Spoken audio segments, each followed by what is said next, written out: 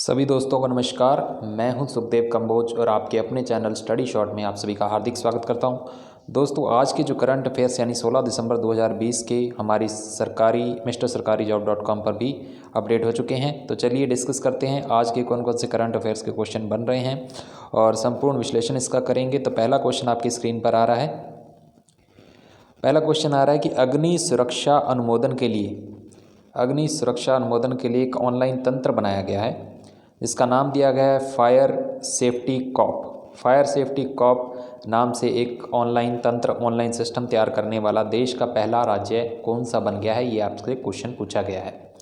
तो देश का पहला, आपको पहले भी कहा है कि दुनिया का पहली चीज़ और देश की पहली चीज़ कोई भी बनती है तो वो अपने आप में एक इम्पॉर्टेंट क्वेश्चन हो जाता है और आने वाले टाइम में ये स्टैटिक जीके का रूप लेता है। इसलिए आपके कंपटीशन क्लासेस के आगे जो स्टडी मटेरियल है उसमें एक खास रोल जो है प्ले करता है। तो फायर सेफ्टी कॉप यानी इसका मतलब क्या है, पहले इसका डिस्कस कर लेते हैं कि इसका आंसर कि इसका दोस्तों जो राज्य है जो ऐसा करने वाला जो पहला राज्य बना है वो बना है गुजरात। तो सही आंसर हो जाएगा गुजरात।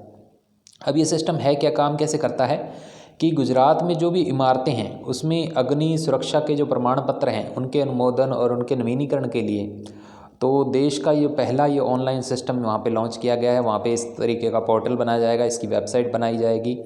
इसमें जो वहाँ पर फायर फाइटर्स हैं हमारे, उसको प्रशिक्षण देने का काम भी किया जाएगा, इसके साथ इंटरलेट किया जाएगा और फायर सेफ्टी कॉप नाम से ये जो है सिस्टम डेवलप किया गया है, जिससे वहाँ की जो बड़ी बड़ी बिल्डिंगें हैं उसमें आग लगने की संभावनाओं को कम किया जा सकेगा और त्वरित कार्रवाई की जा सकेगी। तो दोस्तों बढ़ते हैं अगले क्वेश्चन की तरफ। अगला क्वेश्चन जो आ रहा है हमारा, ये काफ़ी अच्छा क्वेश्चन है, आपकी लाइफ से जुड़ा हुआ क्वेश्चन है। अमेरिका की संघीय सरकार और राज्यों ने किस कंपनी के खिलाफ प्रतिस्पर्धा खत्म करने का मुकदमा शुरू किया है? तो अमेरिका की एक कंपनी है जिसमें क्या किया है, कंपटीशन को ख़त्म करने का। तो आपको मैं बता दूं कि किस उद्योग जगत में, अपने जो कॉमर्स जगत में, अगर किसी कंपनी द्वारा किसी अदर पूरे बाज़ार के अंदर कंपटीशन को ख़त्म कर दिया जाता है वो भी अपने आप में एक गुनाह है। तो ऐसा अमेरिका में हुआ है। तो अमेरिका की वहाँ की जो संघीय सरकार है वहाँ पे और टोटल 48 अमेरिकी राज्यों ने एक कंपनी के खिलाफ ये आरोप लगाया है कि इसने क्या किया है, मार्केट के अंदर कंपटीशन को ख़त्म कर दिया है। तो दोस्तों ऐसा प्रतिस्पर्धा खत्म करने वाला जो मुकदमा शुरू किया गया है फेसबुक के खिलाफ शुरू किया गया है। तो फेसबुक इसका सही उत्तर आ जाएगा। और फेसबुक ने क्या किया है कि उन्होंने आरोप लगाया है कि फेसबुक ने इंस्टाग्राम को भी खरीद लिया, व्हाट्सएप को भी खरीद लिया है। तो इस तरीके से उसके जो भी कंपटीशन जो मार्केट के अंदर तैयार हो रहे थे उसको ये ऑलरेडी इसने क्या कर लिया, अधिग्रहण कर लिया, उसको ये खरीद लिया। इस तरीके से मार्केट के अंदर जो नए प्लेयर्स हैं उनको आने की जगह जो है नहीं मिल पा रही है, जिसके कारण जो है फेसबुक अपना एकाधिकार जमाया जा रहा है, यानी मोनोपोली के तरफ ये बढ़ता जा रहा है। तो इसलिए फेसबुक पर ये मुकदमा चालू किया गया दोस्तों। अब बढ़ते हैं अगले क्वेश्चन की तरफ। अगला क्वेश्चन आ रहा है आपकी स्क्रीन पर। किस राज्य सरकार द्वारा फिल्म और मनोरंजन के क्षेत्र को उद्योग का एक दर्जा दिए जाने पर विचार हो रहा है? तो उद्योग का दर्जा दिए जाने पर बहुत ही कॉमन क्वेश्चन है, काफ़ी टाइम से प्रयासरत हैं इसके बारे में। तो बहुत ही सिंपल सा, इसमें कुछ ज़्यादा डिस्कशन वाली बात नहीं है। आपको पता है कि फिल्म और मनोरंजन का क्षेत्र टोटल लगभग सेंट्रलाइज है हमारा महाराष्ट्र के अंदर, तो महाराष्ट्र ही इसका सही उत्तर बनेगा।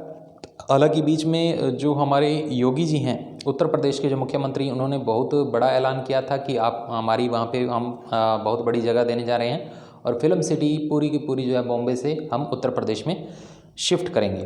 तो लेकिन वो भी अभी विचाराधीन है। तो फिलहाल वहाँ की महाराष्ट्र सरकार द्वारा ये पूरा विचार किया जा चुका है कि फिल्म और मनोरंजन क्षेत्र है उसको क्या किया जाए, एक उद्योग का दर्जा दिया जाए, तो उद्योग की फॉर्म के अंदर देखा जाए इसको। अब बढ़ते हैं अगले क्वेश्चन की तरफ। अगला क्वेश्चन ये भी काफ़ी अच्छा क्वेश्चन है। तो हाल ही में किस राज्य सरकार ने सभी सरकारी मदरसों और संस्कृत स्कूलों को बंद करने के लिए प्रस्ताव को मंजूरी दी है? तो उत्तर दोस्तों इसका रहेगा असम। तो असम ने क्या किया है, इस पर थोड़ी सी चर्चा कर लेते हैं।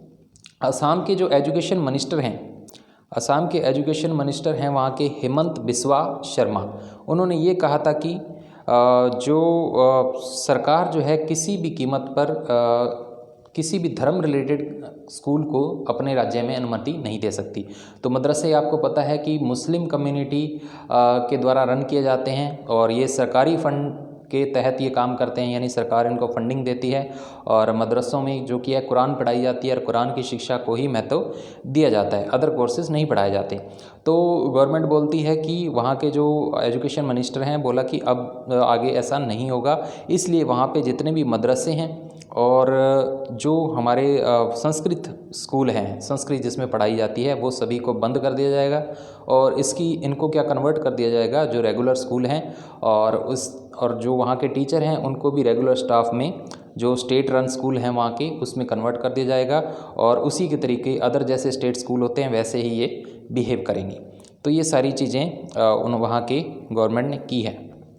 तो असम ऐसा करने वाला पहला राज्य बन गया है। बढ़ते हैं अगले क्वेश्चन की तरफ। अगला क्वेश्चन आ रहा है आपकी स्क्रीन पर, ऊर्जा संरक्षण दिवस कब मनाया जाता है? तो उत्तर पे डिस्कस कर लेते हैं। ऊर्जा संरक्षण दिवस दोस्तों 14 दिसंबर को मनाया जाता है। 14 दिसंबर को हर वर्ष जो है आपका ऊर्जा संरक्षण दिवस मनाया जाता है। अब ये क्यों मनाया जाता है? हर साल आपको पता है ग्लोबल वार्मिंग हो रही है, ग्लोबल वार्मिंग का इशू हमेशा बना रहता है, जलवायु परिवर्तन के प्रति जागरूकता और हमारे ऊर्जा जो संसाधन हैं वो बहुत, जनसंख्या जिस तरीके से तेज़ी से बढ़ रही है उसके हिसाब से जो हमारी ऊर्जा के संसाधन है वो बहुत कम है और आने वाले दिनों में ये और कम होते जा रहे हैं क्योंकि जनसंख्या जो है काफ़ी तेज़ी से बढ़ रही है और इसके प्रति जागरूकता लाने के लिए, यानी ऊर्जा का संरक्षण ज़्यादा से ज़्यादा किया जा सके, ऊर्जा को ज़्यादा से ज़्यादा बचाया जा सके, इसलिए ऊर्जा संरक्षण दिवस मनाया जाता है। हर साल ये 14 दिसंबर को मनाया जाता है। बढ़ते हैं अगले क्वेश्चन की तरफ। अगला क्वेश्चन आ रहा है आपकी स्क्रीन पर।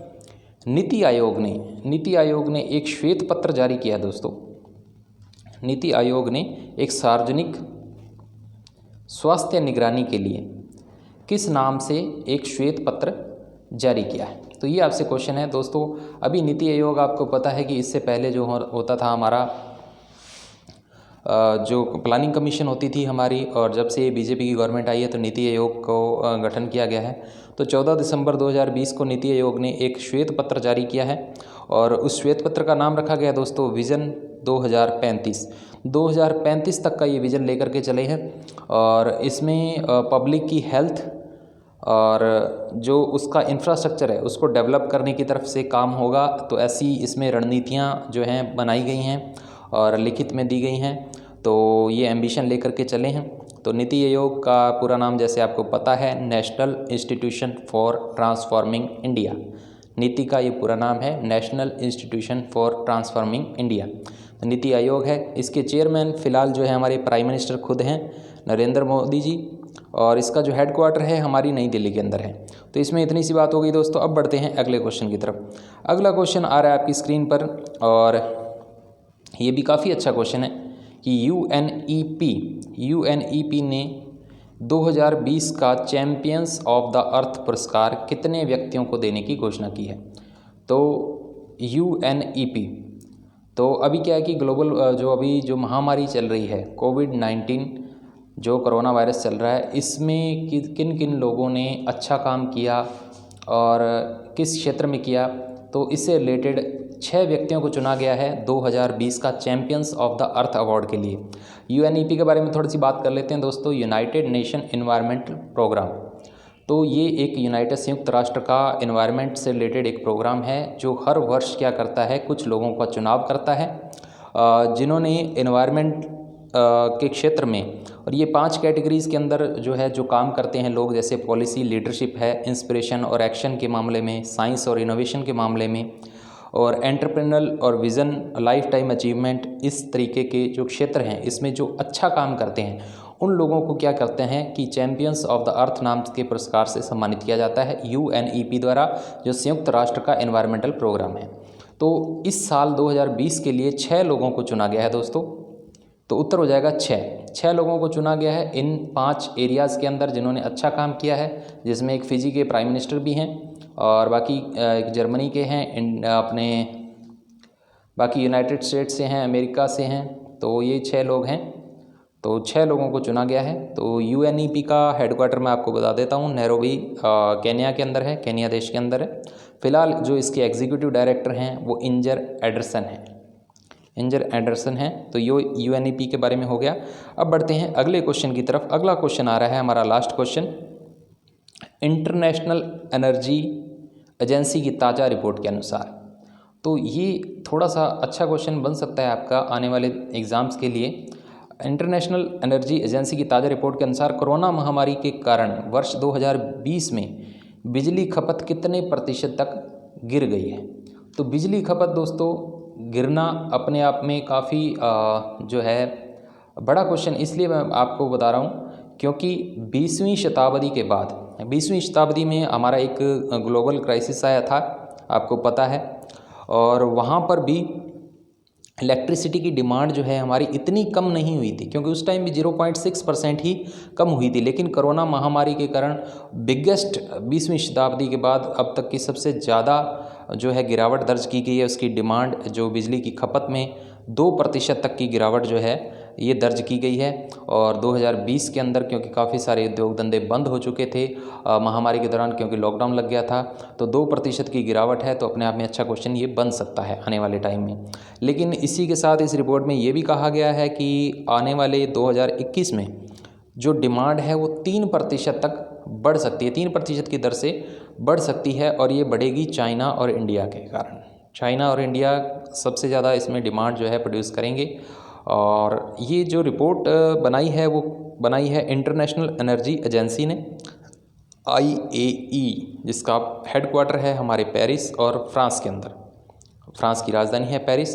तो दोस्तों ये क्वेश्चन थे आज के जो करंट अफेयर्स के बन रहे थे। उम्मीद करता हूँ आप सभी को ये क्वेश्चन अच्छे लगे होंगे, और अगर अच्छे लगे हैं तो अपने दोस्तों के साथ, मित्रों के साथ शेयर करना ना भूलें। और कल फिर इसी समय लेकर के आएंगे आपके लिए नए क्वेश्चन। तब तक के लिए धन्यवाद दोस्तों।